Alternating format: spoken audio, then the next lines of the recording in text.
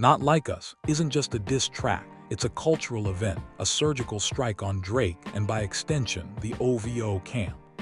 Kendrick Lamar didn't merely aim at Drake's credibility.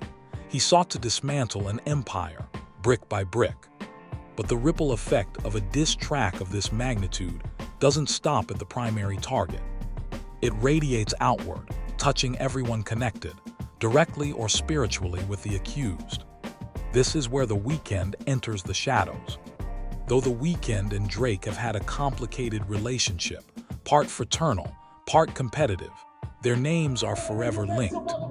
Drake introduced The Weeknd to a broader audience in 2011, helping usher in the dark R&B renaissance through Take Care, which borrowed heavily from The Weeknd's moody, narcotic-laced mixtape trilogy, House of Balloons, Thursday, and Echoes of Silence. Despite a later falling out over creative credit, their DNA is interwoven. They're both titans of Toronto, both architects of atmospheric pop melancholy.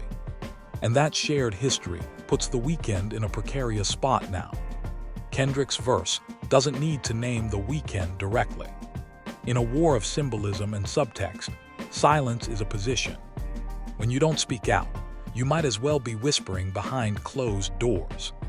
If Kendrick's crusade is about realness vs artifice, loyalty versus opportunism, then who you don't diss can be as revealing as who you do. Imagine the optics. Kendrick lays bare Drake's alleged manipulations, artificial alliances, and manufactured personas.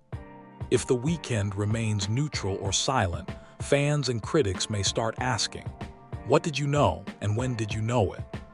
Fans are emotionally invested in Kendrick's takedown because it doesn't feel like just rap beef. It feels like justice, like truth-telling in an industry known for its illusions. In this climate, The Weeknd's glamorous nihilism, the coke-dusted hedonism, the luxury despair, starts to feel disconnected. If The Weeknd is viewed as complicit in propping up the illusion Kendrick is tearing down, he becomes part of the establishment Kendrick is rebelling against. This could damage The Weeknd's credibility, especially among younger, more conscious audiences, who now see loyalty to Drake not as Canadian solidarity, but as a mark of weakness or complicity. The danger is not immediate cancellation, it's cultural erosion. The Weeknd's brilliance has always been in his ability to shapeshift, underground R&B poet, pop juggernaut, wounded romantic dystopian crooner. But every artist hits a ceiling. If Kendrick's song becomes a dividing line, a before and after moment in hip-hop history, then The Weeknd must choose. Does he distance himself from Drake and OVO entirely, reinventing his image to fit a post-Kendrick world of authenticity? Or does he double down on mainstream grandeur, effectively becoming a villain in this unfolding saga? Either route is dangerous. Reinvention can feel desperate, loyalty can feel cowardly. If Kendrick drops more material with indirect shots, songs that subtly imply a broader network of inauthentic collaborators, The Weeknd's silence may begin to sound like a guilty plea. This isn't just rap beef, it's a civil war of aesthetics and ethics. It's about who gets to control the narrative of black artistry in the 2020s. Kendrick has cast himself as the revolutionary, the conscience, the whistleblower. Drake is the decadent king, smooth and smiling but possibly hollow inside. Or does The Weeknd, the sad prince of sensuality, fit in?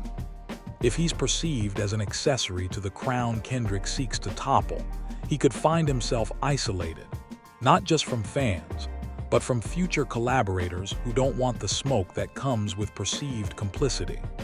The questions that now linger are not overt, but insidious. Was The Weeknd protected by Drake's machine? Has his rise, like Drake, been artificially amplified? Does he even have a place in the truth era Kendrick is trying to usher in? Danger lies in ambiguity. The Weeknd's music thrives in the ambiguous, but public opinion does not. People want sides. They want truth. They want blood. The Weeknd has built a career on mystique and apathy, aloof, Ghost like untouchable. But Kendrick's atomic diss track threatens to change the physics of the industry. In this new gravitational field, even the quiet can't stay silent forever. Guilt by association isn't a legal standard, it's a social one. And in 2025's hip-hop climate, perception is destiny. If the Weeknd isn't careful, the shadows he once used to seduce us could become the shadows he's hiding in.